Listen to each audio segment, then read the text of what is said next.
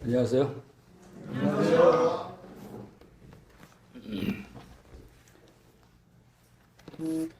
두 번째 시간입니다. 이렇게 부산 구독교회 성도님들과 함께 교직해 주신 우리 아버지 하나님께 찬송과 영광을 올려드립니다. 함께 하늘의 부르심을 입은 거룩한 형제들아라고 히브리서에서 불러주셨습니다. 우리 모든 형제 자매님들은 함께 하늘의 부르심을 입은 거룩한 형제 자매님들이라고 생각할 때마다 참 감사가 됩니다. 이렇게 함께 우리는 소망을 같은 곳에 소망을 두고 있는 형제 자매들입니다. 오늘 두 번째 영적으로 성숙한 삶에 대해서 두 번째 시간은 베드로전서 1장 6절에서 7절 말씀 본문으로 해서 말씀을 상고하기를 원합니다. 베드로전서 1장 6절에서 7절 말씀입니다. 자, 찾으셨으면 함께 읽어보도록 하겠습니다. 시작. 그러므로 너희가 이제 여러 가지 시험으로 말미암아 잠깐 근심하게 되지 않을 수 없으나 오히려 크게 기뻐하는도다. 너희 믿음의 확실함은 불로 연단하여도 없어질 금보다도 귀하여 예수의 그리스도께서 나타나실 때 칭찬과 영광과 존귀를 얻게 하실 것이니라. 오늘 제목은 믿음의 시련이 주는 영광이라는 제목으로 말씀을 살펴보겠습니다. 이 내용을 통해서 부제목을 단다면 영적으로 성숙한 삶은 특별한 삶이다 라고 하는 부제목을 달고 싶은 마음이 생겼어요. 영적으로 성숙한 삶이 뭐냐 하는 것을 생각하면 성숙한 것과 성숙하지 못한 미성숙자와 성숙한 자의 차이점, 또 우리가 평소에 스스로 자신이 성숙한 그리스도인이라고 생각했던 분들이 있는가 하면 또 그렇게 생각하지 못하고 아직 나는 영적으로 성숙하지 못한 사람이야 라고 생각하는 분들도 있을 겁니다. 그래서 구분을 짓는 것이 좋겠다고 생각이 됩니다. 왜냐하면 우리가 왜 영적으로 성숙하지 못하느냐를 생각해 보니까 변화가 없어요. 생각이 차이가 없기 때문에 영적으로 성숙한 단계를 뛰어넘지를 못하고 있는 것 같다는 생각이 들었어요. 그래서 제 자신부터가 분명히 영적으로 성숙한 사람이다 라고 이야기할 수 있게 되려면 뭔가 변화가 있어야 되고 바뀌는 것이 있어야 된다고 생각이 됩니다. 그런데 수십 년 동안 믿음 생활을 하면서 교회 열심히 섬기면서 예배를 열심히 드리면서 살아왔는데도 불구하고 영적으로 내가 성숙한 사람인가 성숙하지 못한 사람인가를 생각해 볼 때 그렇지 못하다고 한다면 그것은 분명히 문제가 있는 것이죠. 그렇다면 그 문제는 바로 우리가 변화가 되지 않았다. 생각이, 믿음이, 모든 것들이 변화가 되지 않았다는 것으로 생각할 수가 있습니다. 그래서 특별히 성경 말씀을 우리가 믿는 그 믿음의 정도가 어떠냐 하는 것에 따라서 달라진다고 생각합니다. 우리가 보통 사람이 삶이 다르고 또 특별한 사람의 삶이 다르죠. 그래서 어떻게 구분할 수 있느냐면 우리는 영적으로 미성숙한 사람, 미성숙한 성도, 성숙한 성도의 삶이 다르다라고 생각할 수가 있습니다. 그래서 앞으로는 성숙한 그리스도인의 삶을 살기 위해서는 내가 좀 특별한 사람이 되어야 되겠다는 그러한 마음의 준비, 마음의 각오가 되어 있어야 된다고 생각이 들었어요. 그것은 이 말씀을 준비하면서 들은 생각이에요. 왜 우리 그리스도인들이 많은 세월을 성경 말씀을 읽고 믿음 생활을 하는데도 불구하고 변화가 되질 않는가.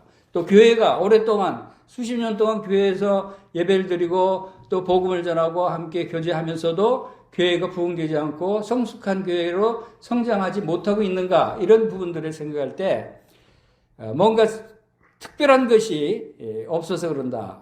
하나님의 말씀에 특별한 것을 우리가 경험하지 못해서 그런 것이 아닌가 하는 생각이 들었습니다.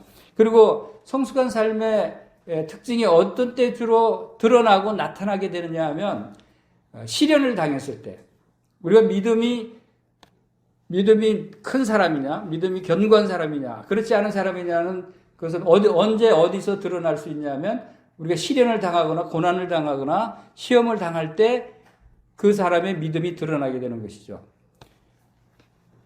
마치 찌꺼기 밑에 가라앉은 그 컵에 물이 있는데 거기에 조그마한 돌멩이를 하나 똥 빠뜨리면 그 밑에 가라앉은 것들이 확 일어나죠. 잔잔할 때는 드러나지 않는 그러한 오물들이 위로 올라오는 것을 봅니다.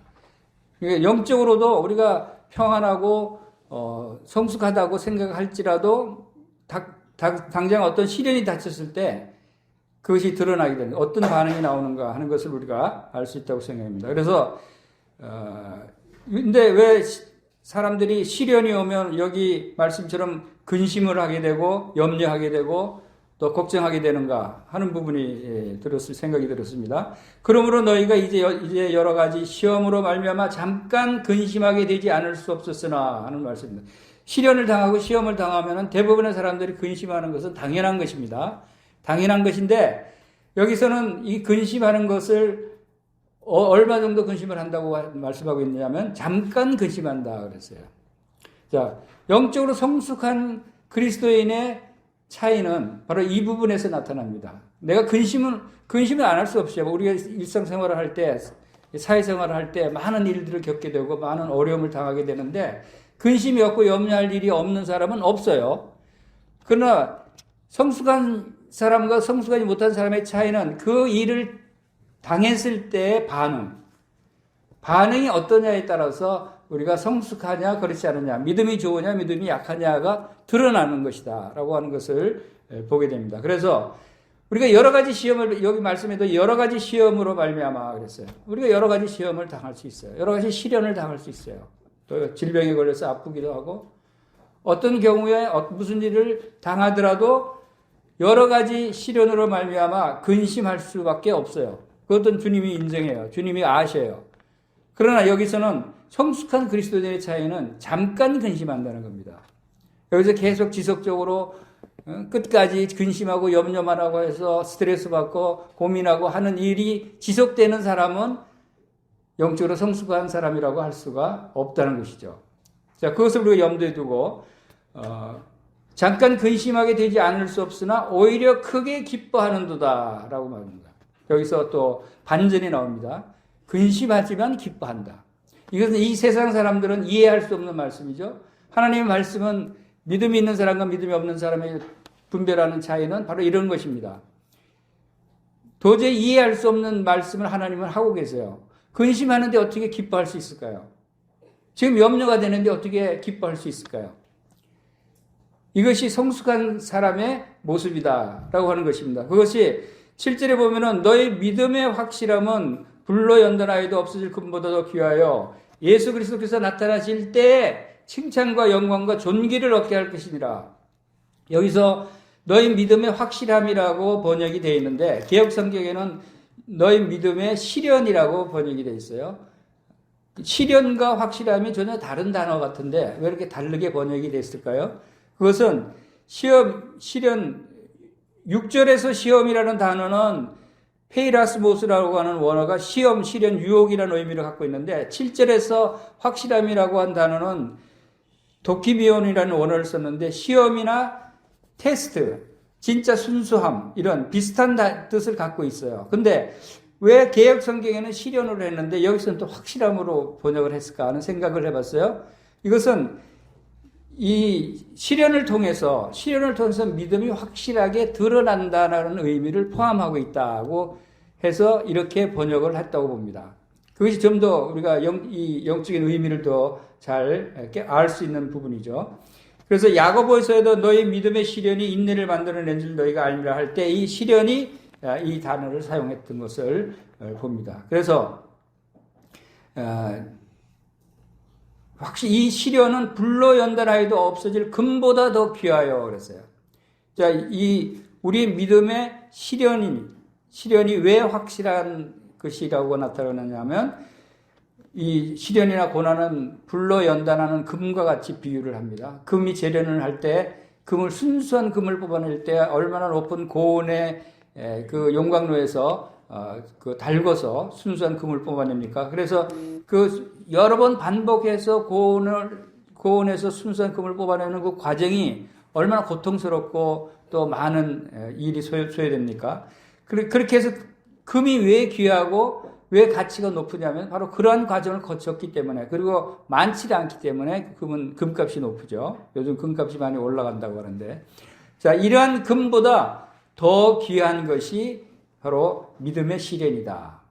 우리의 시련도 금을 연단하고 재련하듯이 그런 고난 과정을 거쳐서 우리의 시련이 우리에게 다가온다 하는데, 자, 그런데 그것보다 더 귀한 것은 왜 더 귀하게 볼 수 있는가 하면, 그 다음에 나오는 것이 예수 그리스도께서 나타나실 때 영광과 칭찬과 영광과 존귀를 얻게 하시기 때문에 그렇다 하는 거예요.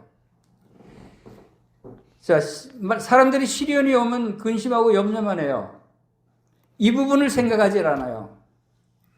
즉, 우리가 시련이 닥쳤을 때 왜 이 시련이 오지? 왜 이렇게 고통스럽지? 하나님 왜 이렇게 나를 고통스럽게 하실까? 이런 염려하고 걱정만 하지, 이 시련 다음에 하나님께서 예비해 주신 칭찬과 영광과 존귀를 생각하지 않아요.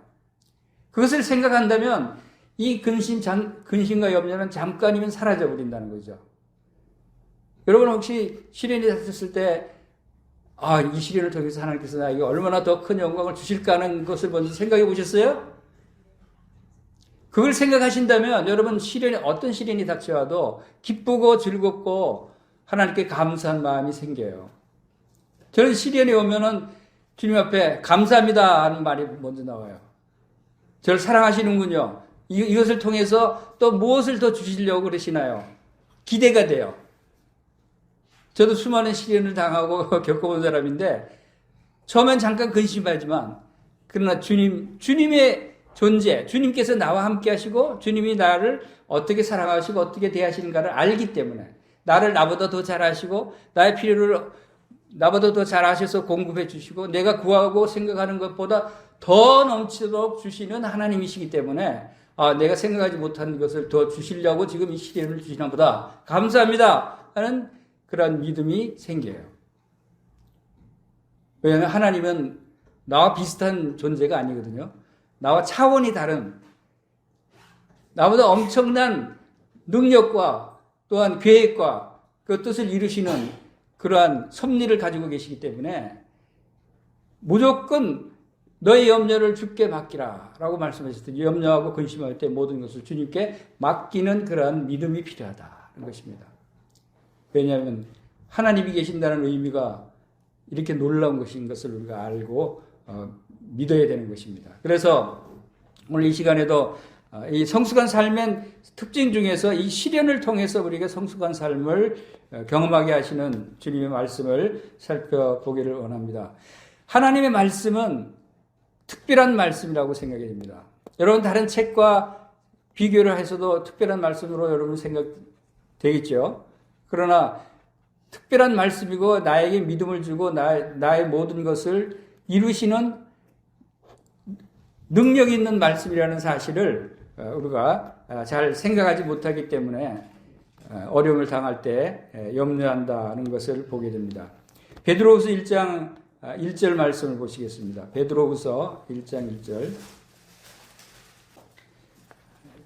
예수 그리스도의 종과 사도인 시몬 베드로는 우리 하나님과 구주 예수 그리스도의 의를 힘입어 동일하게 보배로운 믿음을 우리와 같이 받은 자들에게 편지하노니라고 말씀을 하고 있습니다.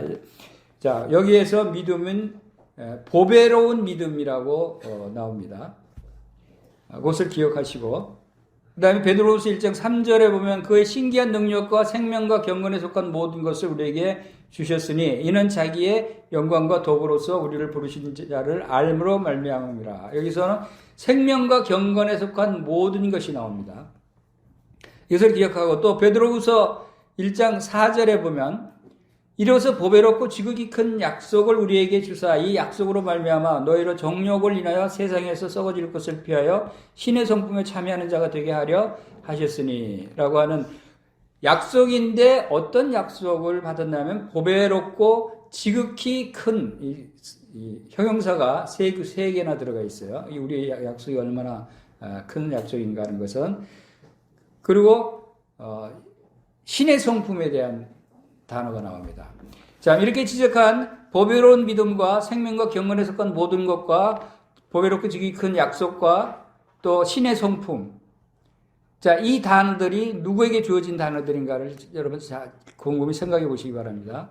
이것이 여러분에게 주신 거예요? 다른 사람에게 주신 거예요? 여러분에게 주신 것이죠? 우리는 보통 주님이 믿음을 주셔서 난 믿음의 사람이야. 난 믿음이 있다. 라고 생각합니다. 근데 난 보배로운 믿음을 가졌어. 라고 생각해 본 적이 있으세요? 평소에? 자, 이것이 성숙한 그리스도인과 그렇지 않은 분과의 차이점이라고 생각이 돼요. 성숙한 그리스도인은 성숙한 삶을 사는 사람들은 좀 특별한 사람들이라고 그랬어요. 특별하다라는 생각을 지금부터라도 여러분들이 나는 특별한 사람이다 라고 생각하시기 바랍니다. 한번 따라해 볼까요? 나는 특별한 사람이다. 여러분들은 성숙한 그리스도인이기 때문에 특별한 사람이에요. 거기에 아니다라고 하실 분 있어요? 그런 분들은 특별하지 않은 사람이에요. 자, 왜 이 말씀을 드리냐면 하나님의 말씀은 우리에게 얼마나 많은 축복과 얼마나 많은 능력을 주시는, 또 얼마나 우리의 시와 신분에 대해서 놀라운 표현을 하고 있는 걸 몰라요. 볼 때마다 저는 가끔 깜짝 놀래요. 아니 내가 이런 신분이야? 내가 이런 사람이야? 놀랄 때가 있어요. 나는 그냥 보통 난 믿음이 있는 사람이야. 그랬더니 여기 보니까 보배로운 믿음이래요. 이 믿음이. 보배와 같은 믿음. 이 세상의 어느 것과 비교할 수 없는 그 믿음이에요. 누구를 갖고 있기 때문에 이 보배로운 믿음은 누구의 믿음이에요? 예수 그리스도의 믿음이에요. 이 보배라는 단어가 또 어디에 나오죠?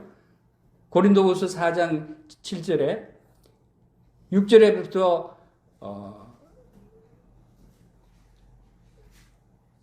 태초에 빛이 있으라 말씀하신 그 하나님께서 예수 그리스도의 얼굴에 있는 하나님의 영광을 하는 빛을 너희 마음에 비추셨느니라. 이 보배를 질그릇에 가졌다라고 표현하고 있어요. 이 보배를. 하나님의 영광을 가지신 예수 그리스도의 그 빛이 보배로 우리 마음속에 들어오셨다 그랬어요. 보배. 거기에 보배라는 단어가 나오죠. 그래서 이 보배로운 믿음을 가졌다. 우리는 보배로운 믿음을 가진 사람들이에요. 그래서 성숙한 그리스도인이라고 생각하시는 분들은 지금부터라도 나는 믿는 사람이야. 나는 믿음이 있어. 라고 생각하지 마시고 나는 보배로운 믿음을 가진 사람이야. 라고 생각을 하시기 바랍니다. 이것이 우리의 생각을 바꾸게 되는 거예요. 우리의 믿음을 바꾸게 되는 것이고 특별한 사람으로 내 자신을 여기게 된다는 것입니다. 그리고 베드로서 1장 3절에 신기한 능력으로 생명과 경건에 속한 모든 것을 우리에게 주셨다 그랬어요. 생명과 경건에 속한 모든 것이 얼마나 엄청나고 놀라운 것인 줄 아십니까? 생명은 뭐예요? 우리가 하나님께서 우리에게 영생을 주셨어요. 영생을 주셨는데 이 영생을 주셨을 뿐만 아니라 영생에 관한 모든 것을 주셨어요. 생명에 관한 모든 것.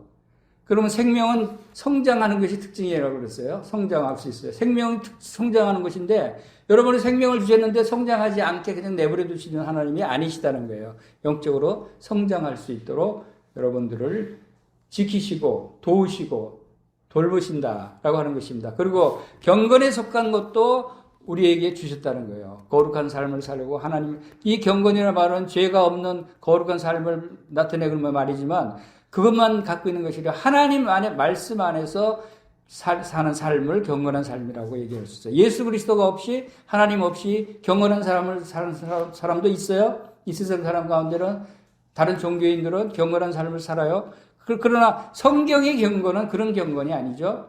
예수 그리스도의 경건이 있어야 돼요. 예수 그리스도를 통해서 우리가 경건한 삶을 살아야 된다. 그것은 곧 다시 말해서 예수 그리스도를 통해서 의롭다함을 받은 경건이어야 한다는 것이죠.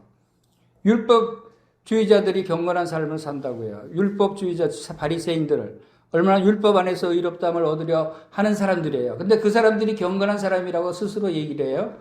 근데 성경은 그 사람들이 경건한 사람이 아니에요. 왜냐하면 그 경건에는 아무리 율법을 잘 지킨다 할지라도 예수 그리스도가 빠졌어요. 예수 그리스도의 의의가 빠진 거예요.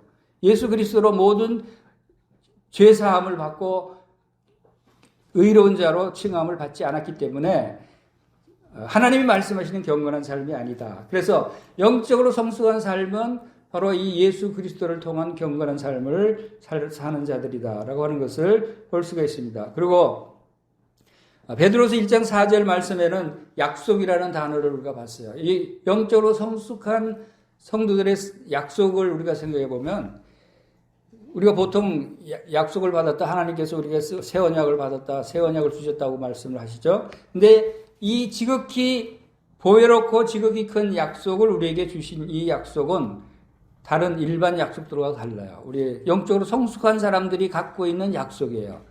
즉 다시 말하면 영적으로 성숙한 사람들은 하나님의 약속을 가져도 다른 그리스도인들이 약속을 가진 것과 달라요, 조금. 왜?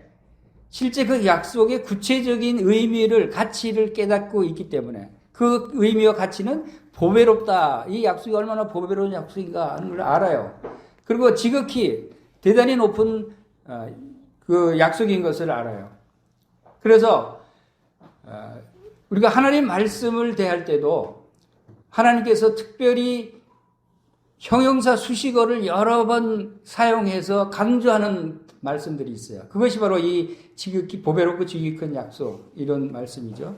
그래서 에베소서 말씀 중에서도 사랑의 넓이와 높이와 깊이와 길이를 깨달아 그랬어요. 사랑의 넓이와 높이와 길이를 깨닫고 있습니까, 여러분? 하나님의 사랑이 얼마나 높고 얼마나 깊고 얼마나 넓고 긴지를 아세요?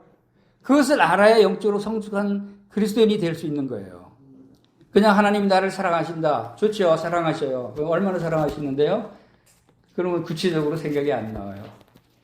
그것을 구체적으로 생각하고 믿고 그것을 경험하고 사는 것이 우리가 영적으로 성숙한 삶이다 하는 것입니다. 그래서 그 다음에 또 베드로후서 1장 4절 말씀이 나오는 것에 이 약속으로 말미암아 너희로 정욕을 인하여 세상에서 썩어질 것을 피하여 어디에 참여하는 자가 되게 하려 했다고요?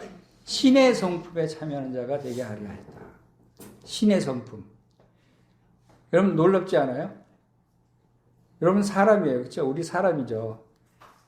근데 그래서 우리가 신이 될 수는 없어요. 우리가 신이 될 수는 없어요. 그러나 신의 성품에 참여하는 자가 되게 하셨다는 말씀은 분명히 있어요. 이것은 참 우리에게 놀라운 신분을 말씀하고 있는 것이죠. 영적으로 성숙한 그리스도인들은 이것을 알고 있어요. 얼마나 특별한 사람인가를 알아요. 일반 사람들하고는 달라요. 일반 사람들은 신의 성품이 없어요. 인간의 성품밖에 없죠. 갓 구원받은 그리스도인들이 할지라도 인간의 본능적인 성품밖에 갖고 있지 않아요. 그러나 놀라운 것은 무슨 약속이냐면 보배롭고 지극히 큰 약속이 우리에게 이 신의 성품에 참여하는 자가 되게 했다는 약속이라는 거예요. 신의 성품이라고 하는 것은 예수 그리스도의 성품을 얘기해요. 예수 그리스도 성품은 하나님의 성품이죠. 그래서 고린도전서 1장 30절에 너희는 하나님께로부터 나서 예수 그리스도 안에 있고 예수 그리스도는 하나님께로부터 나서 너희의 지혜와 의로움과 거룩함과 구속함이 되셨느니라. 그랬어요.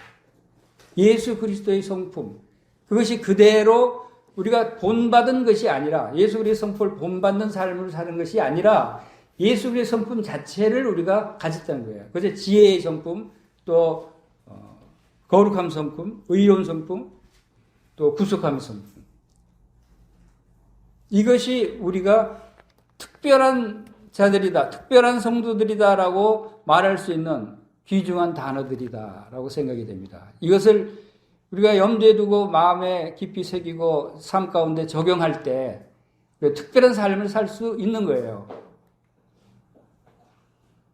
왜 나는 성숙하지 못할까? 왜 나는 잘하지 못할까? 왜 나는 믿음이 이렇게 약할까? 자꾸 우리가 그렇게 우리 자신을 탓하지만 말고 분명히 하나님은 우리에게 영적으로 성숙한 자가 되도록 창세 전부터 미리 예정해 놓으셨고 예정한 대로 지금 하나님께서 우리를 도우시고 이끌어가고 계신다고 하는 사실을 기억하시기 바랍니다.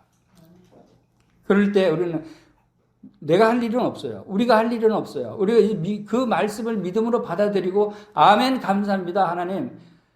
아멘 감사합니다. 하나님 감사합니다. 이 말씀을 감사합니다 하고 하나님께 마음을 열어드리고 그 말씀을 받아들이기만 하면 하시는 이는 누가 하시요? 하나님이 하시요.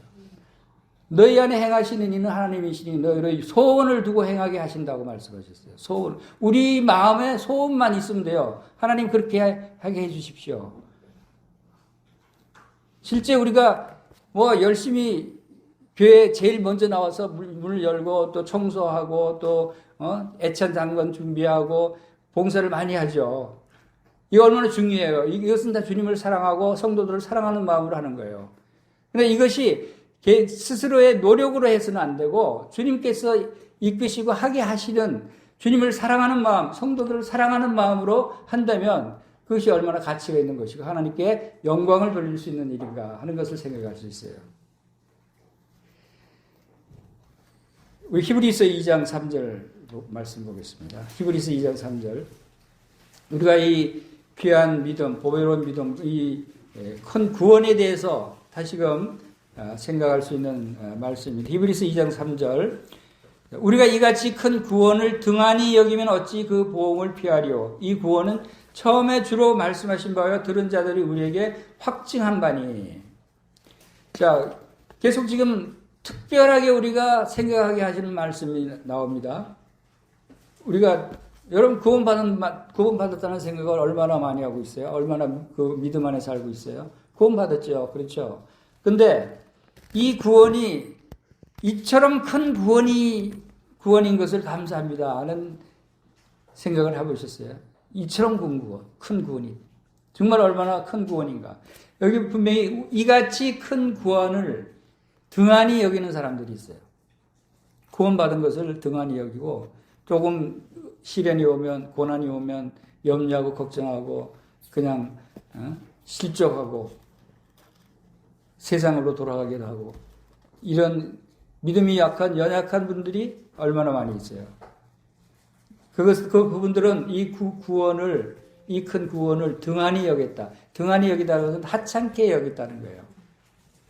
우리가 혹시 삶 가운데 우리가 받은 구원을 하찮게 여기고 이 세상에만 몰두하고 있지는 않은지 모르겠어요.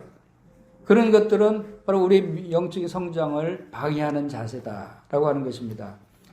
이 구원이 얼마나 큰 구원입니까, 여러분?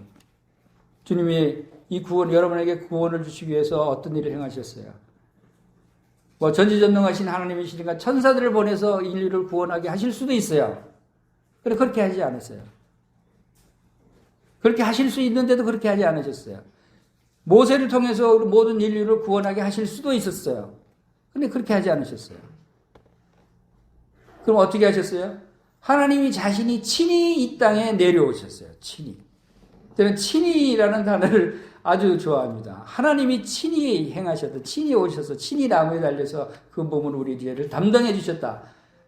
얼마나 고맙고 감사한 일이에요. 하나님이 친히 우리를 지으신 분이 이 세상을 우주 만물을 지으시고 하늘에 그 보좌를 세우고 그 권세로 만유를 통치하시는 그 만주의 주가 되신 그분이 친히 이 땅에 오셨어요. 왜? 여러분을 구원하시러. 그리고 여러분을 구원하시러 오셨는데 와서 말씀으로 다 구원받으라 말씀으로 행하셨어요. 그런 말씀으로도 구원하실 수도 있는 분이셔요. 근데 그렇게 하지 않으셨어요. 왜? 우리를 사랑하시는 마음을 원하시니까. 우리가 하나님을 사랑하는 마음을 또한 원하시고. 그래서 친히 죽음을 불사하는 십자가의 길을 걸어가실 거예요. 그 아들 예수 그리스도를 통해서. 그래서 죽음의 불사하는 길을 걸었다는 것이 얼마나 놀라운 하나님의 사랑입니까? 친히라고 하는 단어를 생각할 때는 하나님 천지 창조를 하신 창조주 하나님이 친히 십자가에서 그 몸으로 우리의 죄를 담당하셨다라고 하는 것을 잊지 마시고 기억하신다면 여러분은 하나님께 아멘 감사합니다 하나님께 영광을 올려드립니다 라는 그런 말씀 하실 수 있을 것입니다. 그리고 그 결과가 어떤 결과를 주셨어요? 그렇게 친히 우리를 위해서 십자가에 죽으신 그 결과가 우리로 하나님의 자녀가 되는 하나님의 아들이라. 그래서 히브리서 8장 14절에 무릇 하나님의 영으로 인도함을 받은 사람은 곧 하나님의 아들이라. 너희는 다시 무수하는 종의 영을 받지 아니하고 양자의 영을 받았으므로 우리가 아빠 아버지라 부르짖느니라. 아빠 아버지. 여러분 하나님을 아버지 하나님이라고 부르지 않습니까? 여러분이 아버지세요. 그런데 입으로만 아버지라고 부르고 실제로는 아버지같이 생각하지 않는 분이 있지는 않은지 모르겠어요. 영적으로 성숙한 사람은 실제 이 말씀을 삶 가운데 적용해서 실제로 그대로 행하고 사는 사람을 가리키는 거죠. 우리가 갖는 아기 아빠 엄마 말을 이제 막 하는 아이들이 있어요. 그 아이들이 아빠 엄마 말은 하지만 아빠가 어떤 분인지 엄마가 어떤 분인지 모르죠. 그냥 말만 배운 거죠. 성숙한 자녀는 나이가 이제 철이 들고 성인이 된 성숙한 자녀들은 우리 아버지 어머니가 얼마나 나를 사랑하시고 얼마나 나를 지금까지 인도하시고 도와주시고 돌봐주셨는가를 알고 또 아버지의 엄마 아빠의 능력도 알고 그래서 진정으로 감사할 수 있는 마음이 생기는 거죠. 우리 하나님께서 이 크신 구원을 주신 그 결과가 우리로 하나님의 아들, 딸로 삼으셨다라고 합니다. 그런데 그 자녀이면 또 로마서 8장 17절에 자녀이면 또한 상속자고 하나님의 상속자요 그리스도와 함께한 상속자니 우리가 그와 함께 영광을 받기 위하여 고난도 함께 받아야 할 것이니라. 요한복음 1장 12절에 하나님을 영접하는 자고 그 이름을 믿는 자들에게 하나님의 자녀가 되는 권세를 주셨다 그랬어요. 권세. 하나님의 자녀가 되는 권세가 뭐예요? 권세. 그것이 여기 나오는 권세예요. 자녀이면 상속자가 되는 권세예요. 상속자는 권리거든요. 법적인 권리입니다. 여러분, 우리 사람 세계에서도 자녀들에게 상속권이 주어지죠. 그건 권리예요. 법적으로 만들어진. 그래서 영적인 하늘의 상속자도 하늘의 법적인 권리이기 때문에 이건 누가 바꿀 수가 없어요. 아무도. 이 권리, 하나님의 자녀가 되는 권세를 우리에게 주셨다라고 하는 것을 여기서 알 수 있고 그와 함께 영광도 주셨다. 하나님의 우리에 대한 약속의 모든 끝은 결국은 우리를 영화롭게 하시는 것이고 우리에게 영광을 주는 것으로 귀결이 됩니다. 왜? 하나님은 최종적으로 우리를 구원하신 우리의 목적이 우리가 하나님의 영광의 찬송이 되게 하려 하셨던 거예요. 우리를 통해서 영광을 받으시기를 원하시기 때문에 그래요. 우리를 통해서 찬송을 받으시기를 원하시기 때문에 우리를 구원하신 거예요. 우리를 천국에 가서 영생 복락을 우리가 잘 살게 하기 위해서 구원하신 거 아니에요. 최종 궁극적인 목적은 하나님께서 영광을 받으시기를 원하시기 때문에. 처음에 우리 구원받을 때는 하나님 감사합니다. 지옥 가지 않고 천국에 가게 해주셔서 얼마나 감사한지 모르겠습니다. 기뻐해요. 근데 그건 아직 어린아이 수준이에요. 영적으로 성숙한 삶을 사는 분들은 이제 그 단계를 넘어서야 돼요. 이 큰 구원을 구원받은 것이 내가 지옥 가지 않게 해주셔서 감사한 게 아니라 천국 가게 해주신 것을 감사한 게 아니라 하나님께 영광을 돌리게 해주시는 삶을 살게 하는 것을 감사해야 돼요.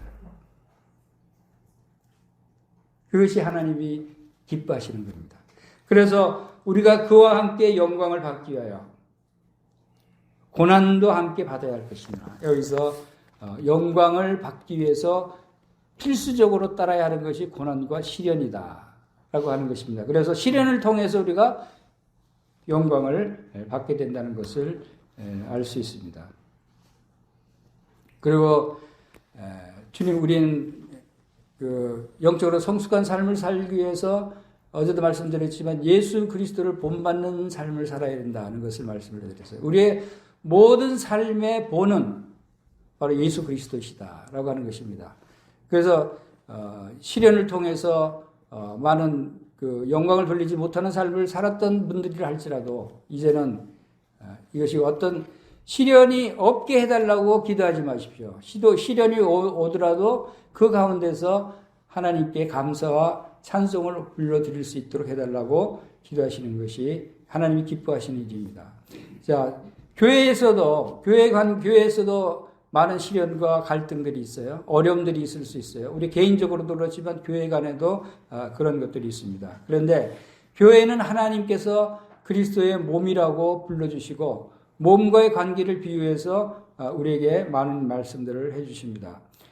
먼저 주님께서 교회를 위해서 교회를 온전히 세우시기 위해서 주님 자신이 희생되시고 고난받으신 것을 우리가 기억합니다. 십자가에서 얼마나 큰 고난을 받으셨어요. 주님이 고난받으신 것은 바로 우리에게 화목해 하는 직분을 행하게 하시기 위해서 주님께서 친히 그 본을 보이셨다는 것을 생각할 수 있습니다. 그것이 에베소서 2장 13절에서 15절 말씀에 이제는 전에 멀리 있던 너희가 그리스도 예수 안에서 그리스도의 피로 가까워졌느니라. 그는 우리의 화평이신지라 그랬어요.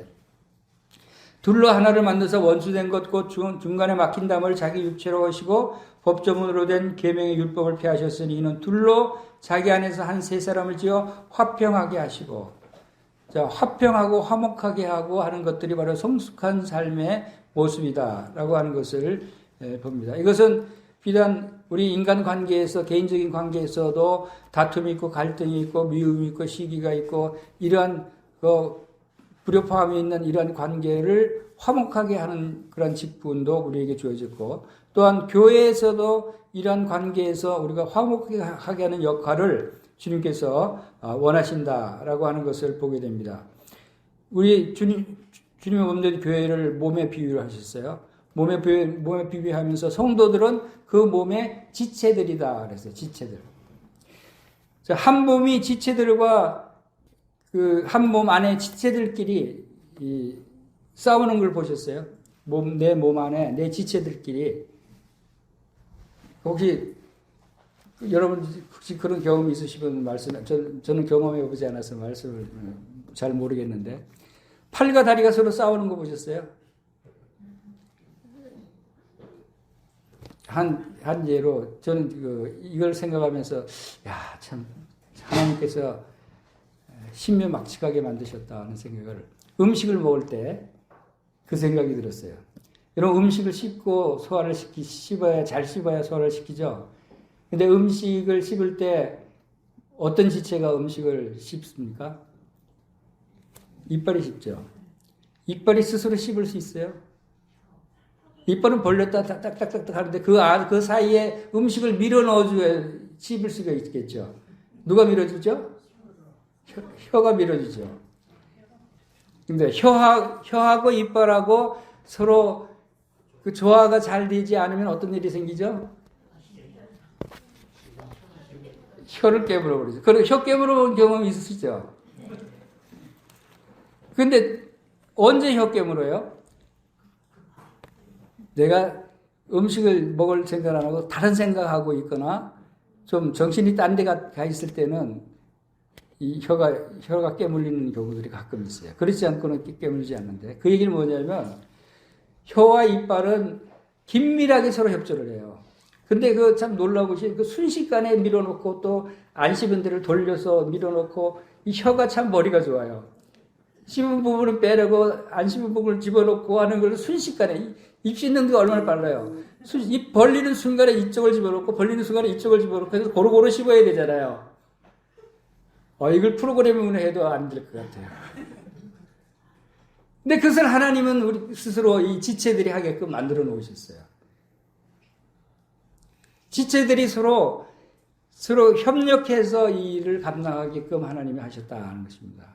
몸의 지체의 역할들은 그런 역할이에요.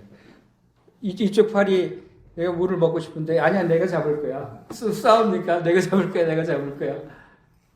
서로 싸우면 못 먹겠죠. 아침에 일어날 때 눈썹이 나 오늘 파업할래. 눈 안 뜰 거야 하면 어떻게 되죠? 눈이 보질 못하겠죠. 눈썹하고 눈과의 관계도 서로 협력이 돼야 돼요. 그렇지 않으면 앞을 못 보는 거예요. 자, 이와 같이 서로 다툼이 없고 서로 누가 높으니 나쁘니 우열의 관계가 없어요. 지체들은. 아무리 귀정하고 좀 덜 귀정하다 할지라도 다 귀정하고 없어서는 안 될 지체들이고, 서로 존경하고 서로 역할을 감당하려고 그러고 서로 그것이 사랑의 진정한 모습이다라고 생각이 됩니다. 사랑하는 사람들끼리는 자기의 역할을 알아서 상대방을 배려하고 위해주고 하는 역할들을 해야 되는 것이죠. 그래서 주님은 교회를 주님의 몸에 비유했다고 생각이 됩니다. 그래서 교회 지체들, 성도들은 서로 이렇게 긴밀하게 서로 우열 관계가 없이 서로 사랑함으로 서로 역할을 감당해주고 또 도와주고 이런 역할들이 잘 이루어질 때 성숙한 교회의 모습이 나타나리라고 생각이 됩니다. 그럴 때 그 영광은 누구에게 오더라고요? 내가 말을 잘한다고 여러분들이 저 윤명수 형제 입은 말을 잘하네 이렇게 얘기합니까? 입이 말을 잘해요? 내가 말을 잘해요? 다시 말해서 축구를 잘하는 누구야? 손흥민 선수가 있어요. 손흥민 선수가 축구를 잘해요? 손흥민의 발이 축구를 잘해요? 손흥민 발이 축구를 잘하잖아요. 발이. 근데 왜 손흥민이 잘한다고 그래요? 그 영광은 그 인격체 머리에 돌아가는 거예요.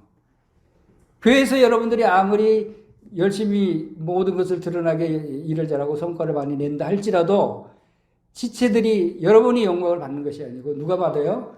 주님이 받는 거예요. 머리가 받는 거예요. 인격체이신 주님이 영광을 받게 돼 있어요. 그래야 정상이에요. 그런데 내가 열심히 하고 자랑하면서 나 이렇게 했는데 뭐 하면서 스스로 내세우고 하면 그것은 불협화음이 생길 수밖에 없는 거예요. 주님의 취지에 맞지 않아요.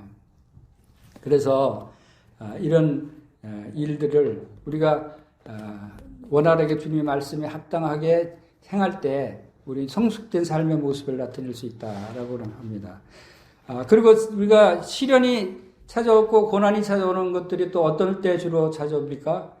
이 세상을 바라볼 때, 이 세상의 유혹에 넘어갈 때 우리에게 시련이 온다고 하는 것을 생각할 수 있습니다. 마태복음 6장 24절에 한 사람이 두 주인을 섬기지 못할 것이니 혹 이를 미워하고 저를 사랑하거나 혹 이를 중히 여기고 저를 경히 여김이라. 너희가 하나님과 재물을 겸하여 섬기지 못하느니라.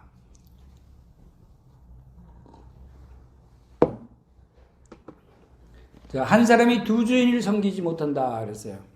우리가 이 세상에 살면서 이 세상을 등지고 살 수는 없지만 그러나 우선순위가 어딘가를 알아야 되겠죠. 이 세상도 섬겨야 되고 하나님도 섬겨야 된다면 그것은 두 주인을 섬기는 거예요. 우리의 시련과 또 영적으로 성숙하지 못하고 자라지 못하는 이유들이 대부분이 바로 한 곳에 집중하지 못하기 때문이에요. 하나님께 집중해야 되는데 하나님께 우선순위를 먼저 둬야 되는데 그러지 못하고 세상 말로 양다리를 거치고 있는 성도들이 영적으로 자라지 못한다라고 하는 것을 생각할 수 있습니다. 그래서 야고보 4장 8절에도 하나님을 가까이 하라 그리하면 너희를 가까이 하시리라. 죄인들아 손을 깨끗이 하라. 두 마음을 품은 자들아 마음을 성결하게 하라 그랬어요. 두 마음을 품은 자를 지적하고 있습니다. 여러분 두 마음을 품었다면 한 마음을 떨쳐버리세요. 세상적인 향하고 있는 마음을 떨쳐버려야 영적으로 성숙하는 삶을 살 수 있다고 하는 것입니다. 세상에서 유일하게 두 눈을 가졌는데도 불구하고 각각 한쪽 눈 한쪽 눈에 다른 것을 볼 수 있는 생물이 있어요. 그게 뭐죠? 카멜레온 맞아요. 카멜레온만 다른 것을 따로따로 볼 수 있어요. 모든 생물들은 다 두 눈이 있지만 한 눈을 집중해서 다 같이 봐야 돼요. 여러분 따로따로 볼 수 있어요 혹시? 이쪽 그것은 좀 비정상으로 생각이 되죠. 근데 카멜레온은 한쪽 눈은 저 나무 위에 곤충을 보고 한쪽 눈은 저 물 위에 물개미를 볼 수 있대요. 딱 집중해서.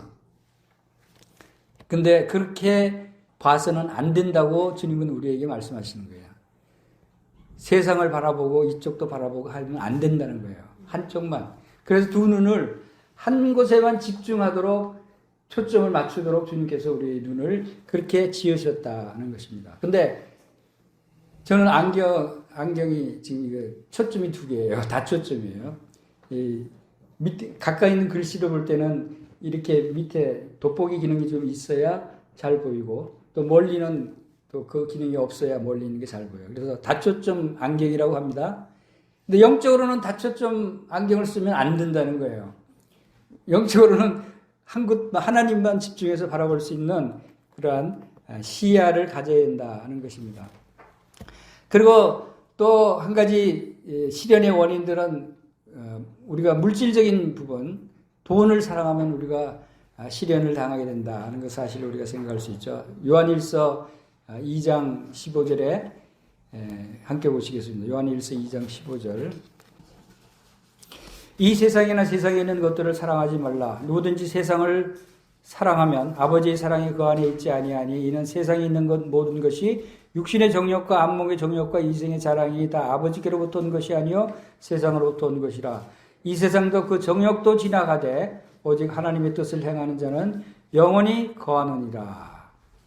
하나님의 뜻을 행하는 자는 영원히 거한다라고 말씀을 하고 있습니다. 이 세상은 우리들을 많이 유혹하고 우리의 마음을 빼앗아가고 있죠.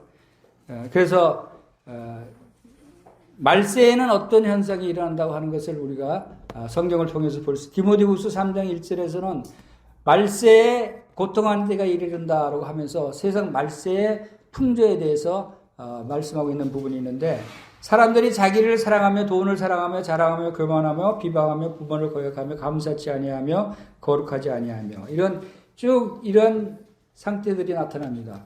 지금 이 세상에 그런 상태 아닙니까? 사람들이 자기를 사랑하죠. 돈을 사랑해요. 얼마나 자랑하고 교만하고 비방합니까? 이것이 말세의 현상이다. 이 말세 시대에 그리스도인들은 여기에 휩쓸려서는 안 된다는 거죠. 여기에 우리의 그 시야를 이쪽을 향해서는 안 된다고 하는 것을 알 수가 있습니다. 그것은 하나님을 향한 우리의 마음이 아무리 이 세상이 악하고 사람들이 추구하는 것이 그런 물질적인 것에 있다 할지라도 우리에게는 보배롭고 지극히 큰 약속이 있다고 그랬어요. 그 약속은 바로 영적인 영원한 것에 있는 것이고 바로 우리는 그것을 향해서 우리의 시선을 집중해야 된다는 것을 말씀하고 있습니다. 그것이 바로 우리가 하나님을 사랑하는 마음을, 하나님은 너희는 먼저 그의 나라와 그의 의를 구하라고 그랬었죠. 우리가 사랑하는 마음을 다해서 목숨을 다해 뜻을 다해서 하나님을 사랑하라고 하셨는데, 마음을 다해서 목숨을 다해서 뜻을 다해서 사랑한다고 하면서 이 세상도 사랑하고 하나님도 사랑한다면 그건 어울리지 않는 말씀이죠. 그렇게 해서는 안 된다는. 그래서 너희는 먼저 우선순위를 하나님을 사랑하는데, 그래야 마음을 다해서 집중해서 다초점으로 인생을 살지 말고 한 곳에 초점을 집중해서 하나님을 향한 초점, 예수 그리스도를 향한 초점으로 살아가야 한다 하는 것을 우리가 말씀해주고 있는 것입니다. 여러분, 아브라함이 이삭을 바친 사건을 여러분 잘 알고 있을 것입니다. 아브라함이 왜 이삭을 그 번제물에다 바쳤을까요? 사람들은 아브라함을 이렇게 비난하고 저런 사람이 어떻게 성경 믿음의 조상이라고 할 수 있느냐라고 얘기하기도 합니다. 아브라함이 이삭을 바친 사건을 생각할 때 만약에 믿음이라고 하는 단어를 빼버린다면 그것은 살인행위예요. 그렇죠? 살인행위를 한 거예요.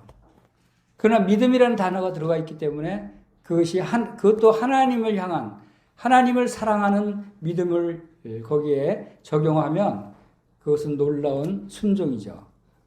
아름다운 순종으로 나타날 수 있는 것입니다. 그것을 우리는 다른 말로 뭐라고 하면 미친 짓이다라고 얘기할 수 있어요. 미친 짓이 부정적인 의미로 미친 단어를 사용 많이 하는데, 원래 미친이라는 단어의 뜻은 아름다울 미치에 친할 친치 아닙니까? 아름답게 서로 친해지는 것이 미친의 뜻이에요. 그런데 이 초대교회 성도들도 미쳤다는 소리를 많이 들었어요.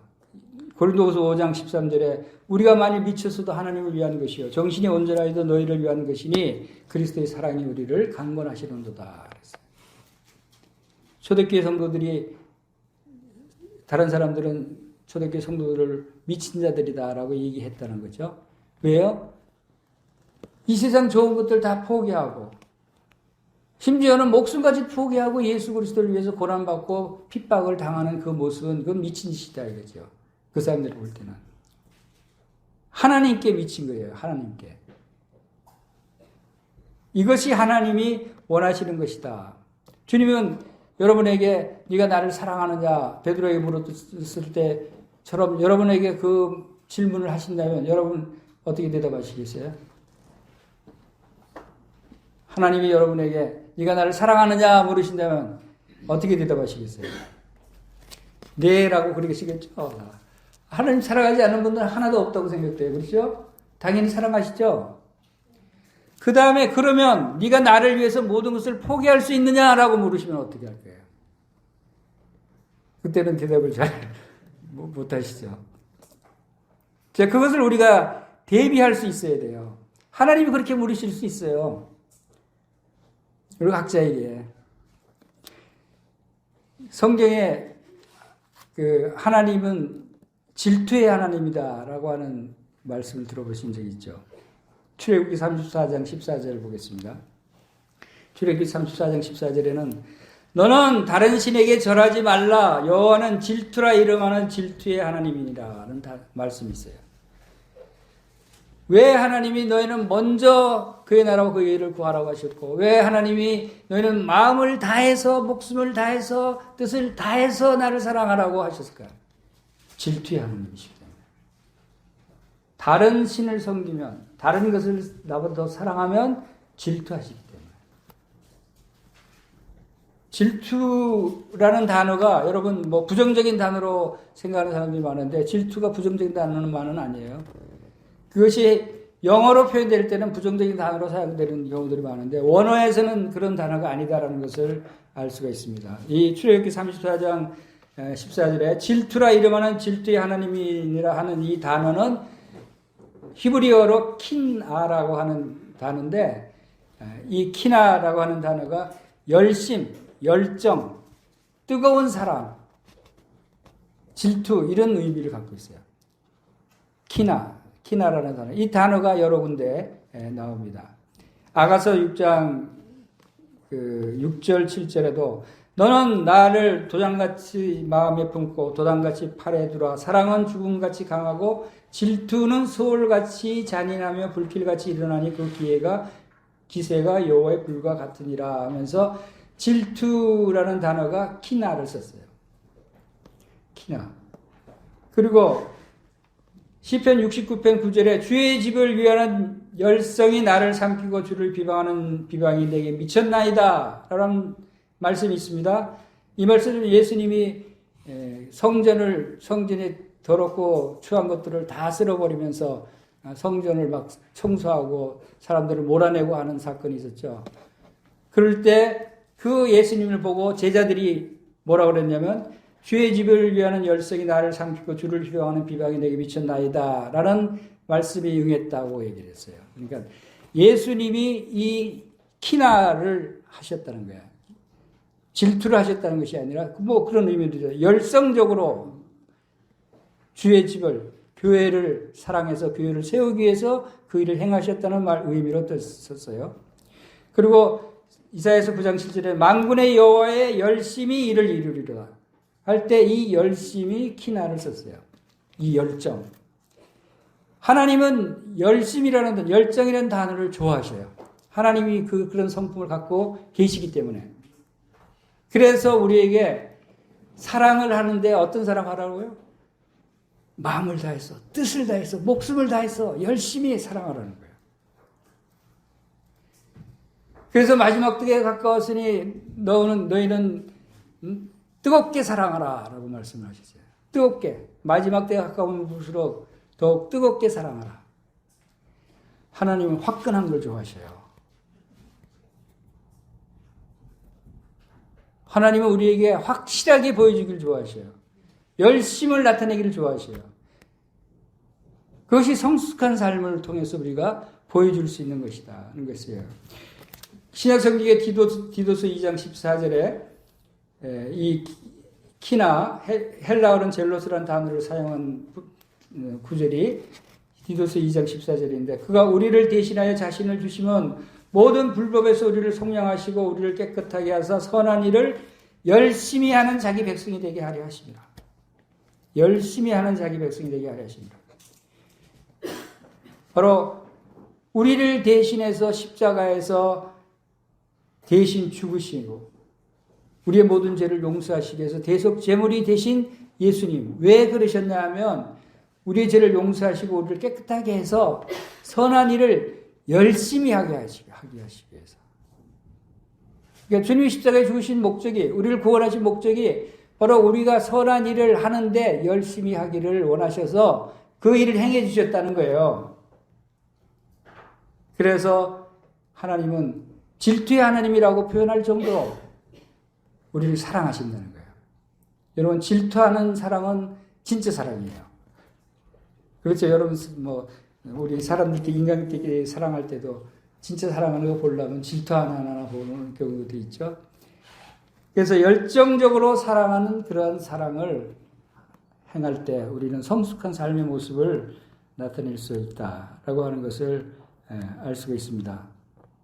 그리고 이 시련을 통해서 우리가 하나님의 영광에 이룰 수 있는 그러한 삶을 살아야 되겠다는 것을 우리가 보게 되고, 사도행전 4장 29절에는 주여 이제도 저의 위협함을 하감하시옵고 종들로 하여금 담대히 하나님의 말씀을 전하게 하여 주옵소서라고 하는 기도를 초대교회 성도들이 드렸던 것을 봅니다. 그것은 언제 그랬냐면 그들이 많은 핍박과 어려움을 당하고 있을 때 그 위협함을 하감해 주십시오. 그 위협함을 없애 주십시오. 그렇게 이 핍박이 없게 해 주십시오가 아니라 그냥 하감해 주십시오. 그리고 담대히 하나님 말씀을 전하게 해 주십시오. 담대히. 위험한 상황을 피하게 해달라고 기도하지 않았다는 거예요. 오히려 그 가운데서 하나님의 도우심으로 담대히 복음을 더 전할 수 있게 해 주십시오라고 기도했다는 것이에요. 이것은 우리에게 무엇을 의미합니까? 우리의 어떤 어려운 환경이라든가 어려운 일이 닥쳤을 때 그것을 피하게 해달라고만 구하지 말고 또 그것을 낫게 해달라고만 구하지 말고 그 가운데서 내가 주님께 영광을 돌릴 수 있는 길을 열어주십시오. 더 주님을 사랑하게 해주십시오. 더 복음을 전하게 해주십시오. 라고 적극적인 기도가 우리에게 필요하다라고 하는 것입니다. 그것이 성숙한 그리스도인의 모습이다라고 하는 것입니다. 그리고 이제 우리가 어려울 때 복음을 전하고자 할 때 모세처럼 하나님 앞에 여러 가지 핑계를 대고 주님의 일을 자꾸 미루고 안 하려고 하는 일들이 종종 있죠. 교회에서 뭘 맡기려고 할 때 나는 못하겠습니다. 나는 어렵습니다. 이런 일들이 있을 수 있어요. 그러나 그런 것들은 모세의 경우를 통해서 모세는 어떤 하나님께서 모세를 어떻게 다루셨는가를 살펴보면 하나님이 모세를 불러서 이스라엘 백성을 가서 구해오라 그랬어요. 지금 그때 당시 모세는 80세 나이에다가 아무것도 가진 것도 없고 목동밖에 하는 게 없어요. 세상적인 지위도 없고 능력도 없고 재물도 없고 아무것도 없는 그냥 지팡이 하나만 갖고 있던 처지였어요. 그 모세를 불러서 하나님이 너 가서 애굽에서 이스라엘 백성들을 구출해내와. 그들이 고통을 내가 들었어. 모세가 참 황당하게 생각했을 거라고 생각이 돼요. 실제로 모세는 아이고 하나님 제가 어떻게 그 일을 합니까? 제가 말도 잘 못하는데요. 제가 가면 이스라엘 백성들이 네가 어떻게 하나님을 만나 하고 믿지 않을 겁니다. 제가 무슨 능력이 있습니까? 무슨 재물이 있습니까? 군대가 있습니까? 어떻게 구출해 옵니까? 그리고 못하겠습니다 하고 자꾸 빼니까 하나님께서 뭐라 그랬어요? 네 손에 있는 것이 뭐냐 물었어요. 네 손에 있는 거예요. 모세 갖고 있는 게 뭐밖에 없어요? 지팡이 하나밖에 없어요. 나무 지팡이 그것도. 그것을 던져봐라 그랬을 때 던지니까 뱀으로 변해버리네. 그 다시 뱀 꼬리를 잡으라 그러니까 꼬리가 다시 나무 지팡이로 변했어요. 그리고 손을 가슴에 집어넣어봐라 그러니까 넣었다가 빼니까 문둥병이 걸렸어요. 다시 넣었다 빼봐라 그러니까 문둥병이 싹 나왔어요. 하나님의 놀라운 능력이 너와 함께 한다는 것을 보여준 거예요. 네가 지금 아무것도 가진 것이 없지만 아무 능력이 없지만 내가 너와 함께 하겠다. 너는 가서 내가 너를 인도하여 구해내올 수 있다. 말을 못하면 네 형 아론을 통해서 말하게 할 수도 있다. 이렇게 해서 모세가 하나님을 믿고 가서 이스라엘 백성들을 인도해냈던 사건을 우리가 기억합니다. 우리에게도 하나님이, 여러분에게도 지금 하나님이 그렇게 물을 수 있어요. 여러분에게 하나님이 지금 묻습니다. 여러분 가진 게 뭐, 네 손에 있는 게 뭐냐? 네 재물이 뭐냐? 너가 식구들이 누가 있느냐? 너는 무엇을 가지고 있느냐? 그런데도 못하겠다고 얘기할 수 있어요. 하나님이 여러분을 통해서 능력을 행하시고 여러분과 함께 일하시면 능치 못하심이 없는 하나님께서 어떤 일이든 다 이룰 수 있다고 하는 것입니다. 이런 믿음을 우리가 성숙한 그리스도인들은 이런 믿음으로 살아갈 때 하나님께 영광의 찬송이 되는 삶을 살 수 있다고 믿습니다. 네, 이상으로 마치겠습니다.